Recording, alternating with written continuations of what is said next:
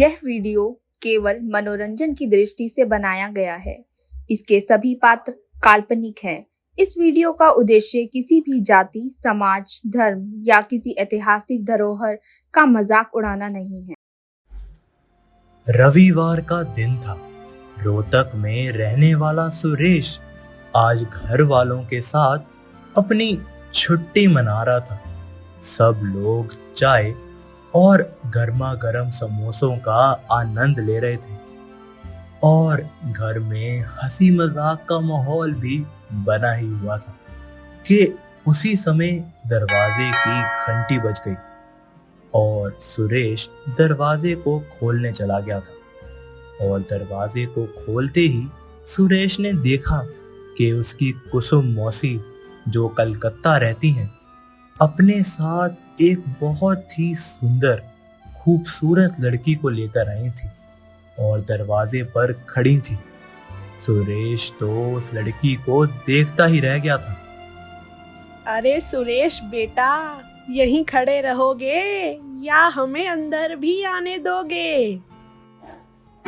अरे नहीं मौसी, आइए ना अंदर। मुझे तो विश्वास नहीं हो रहा कि आप यहाँ अचानक कैसे, मतलब आपने तो एकदम सरप्राइज ही दे दिया ना हमें। पगले, बस ऐसी ही है तेरी मौसी।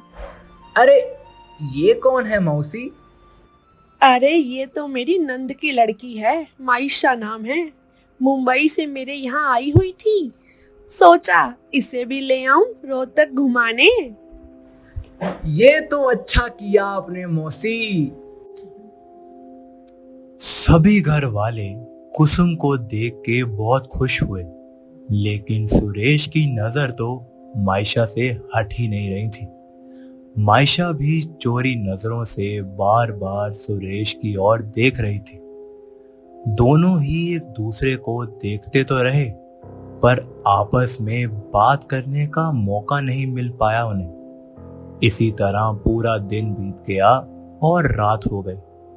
रात होते ही सब अपने अपने कमरे में सोने चले गए। सुरेश को भी अगले दिन अपने काम पर जाना था, तो वो भी अपने कमरे में जाकर सो गया।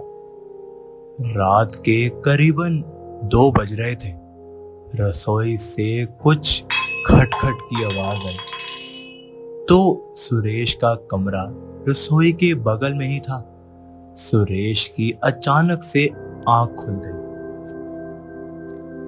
सुरेश उठकर बाहर देखने गया तो उसने देखा कि रसोई से माइशा बाहर निकल रही है और घर के मेन डोर की ओर जा रही है। सुरेश सोच में पड़ गया था कि ये इतनी रात हुई कहां जा रही है, और उसके पीछे आने लगा और माइशा को पुकारा। अरे माइशा, तुम इतनी रात बाहर क्यों जा रही हो? माइशा दरवाजे के पास ही खड़ी रही। सुरेश के 3-4 बार बुलाने के बाद माइशा ने पीछे मुड़कर देखा। नहीं, मैं बाहर नहीं जा रही थी। वो अचानक बाहर से कुछ गिरने की आवाज आई तो मैं देखने आ गई कि कहीं कोई जानवर तो नहीं आ गया। अच्छा, हाँ, आवाज तो मुझे भी आई थी, पर पता नहीं कहां से। तुम रुको, मैं देखता हूँ बाहर कौन है।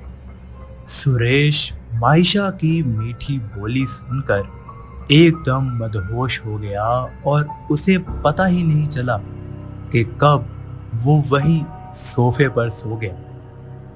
सुबह सुबह जब सुरेश की माँ ने देखा कि सुरेश सोफे पर ही सो रहा है, तो उसने सुरेश को जगाया। अरे सुरेश, क्या हुआ बेटा? तुम यहाँ क्यों सो रहे हो?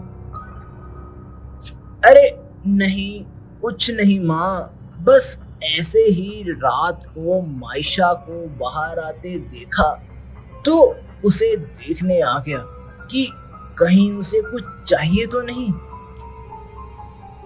अच्छा, ठीक है। सुनो बेटा, मैं तुमसे एक बात करना चाहती थी। हाँ माँ, बोलो। तुम्हें मायशा कैसी लगती है?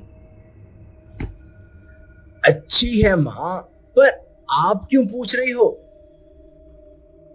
बेटा, बुरा मत मानना, लेकिन मुझे लगता है अब तुम्हें दोबारा शादी कर लेनी चाहिए। नहीं माँ, ऐसा नहीं हो सकता। क्या आप भूल गई हो कि 2 साल पहले क्या हुआ था? मैं कुछ नहीं भूली, लेकिन तुम्हें अब भूलकर आगे बढ़ना होगा। पिछली घटनाओं को मैं तुम्हारे आगे आने वाले जीवन का शाप नहीं बनने दूंगी। मैंने फैसला कर लिया है, तुम्हें मायशा से शादी करनी ही होगी, और मौसी भी इसीलिए यहाँ आई है। हम कल ही तुम्हारी शादी मायशा से करवा देंगे। माँ के कहने पर सुरेश मायशा से शादी करने को तैयार हो जाता है और दोनों की शादी हो जाती है। सब लोग बहुत खुश होते हैं। सुरेश भी मायशा को देख मुस्कुरा रहा होता है, पर कहीं ना कहीं उसे वो 2 साल पहले वाली घटना परेशान कर रही होती है। सब लोग खाना खाकर अपने अपने घर चले जाते हैं। सुरेश को भी उसकी माँ ने कमरे में जाने को कहा होता है। जैसे ही सुरेश कमरे में जाता है, सामने दुल्हन के जोड़े में खड़ी खूबसूरत सुशील मायशा को देखता है और सुरेश उसे निहारता ही रह जाता है।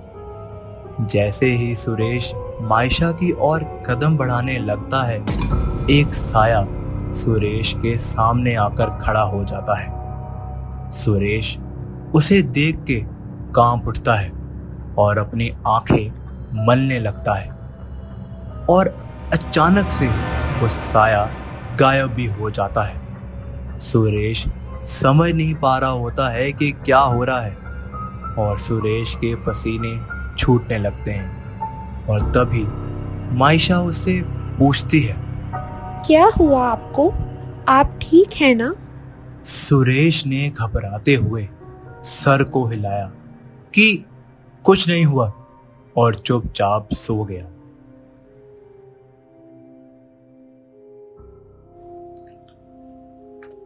शाम के करीबन 5 बज रहे थे। सुरेश की शादी को 2 ही दिन हुए थे। सुरेश काम से घर को लौट रहा था, और घर आते ही उसने देखा कि उसकी माँ और उसकी पत्नी दोनों आपस में लड़ रहे थे। सुरेश ने अंदर आते ही अपनी माँ से पूछा कि क्या हुआ है, तो सुरेश की माँ ने उसे एक झूठी कहानी बनाकर सुना दी। सुरेश ने अपनी मनपसंद से शादी की थी, इसीलिए उसकी माँ बिल्कुल खुश नहीं थी, और उसने कहा कि तुम्हारी बीवी आते ही मुझे इस घर से बाहर निकालना चाहती है, और इसने मुझे धक्का दिया है। माँ की बात सुन के सुरेश को इतना गुस्सा आ गया कि उसने अपनी बीवी याशिका की बात को बिना सुने ही उसे धक्का मार दिया, और याशिका का सिर वहीं दीवार में लग गया और उसकी मौत हो गई। याशिका! सुरेश जानता था कि वही याशिका का खूनी था। उसने बिना सोचे समझे याशिका को मार दिया था। सुरेश का कांपता हुआ बदन उसे सांस लेने में तकलीफ दे रहा था। जब उसने बेड की दूसरी तरफ देखा तो मायशा वहां नहीं थी।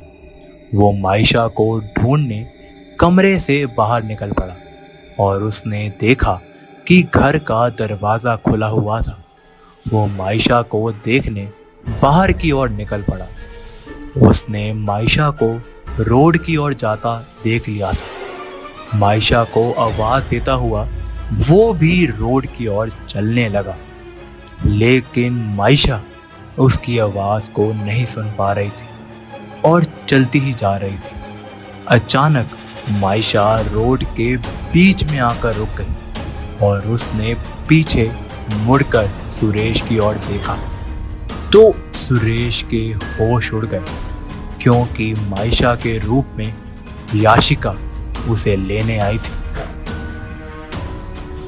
याशिका को देख सुरेश के होश उड़ गए और वो घबराता हुआ भागता हुआ घर की ओर आ गया। घबराता कांपता सुरेश इतना बेहाल था कि भागते हुए उसे अपने सामने का पीपल का पेड़ नहीं नजर आया। उसका सर पेड़ में जाकर लगा और वहीं उसकी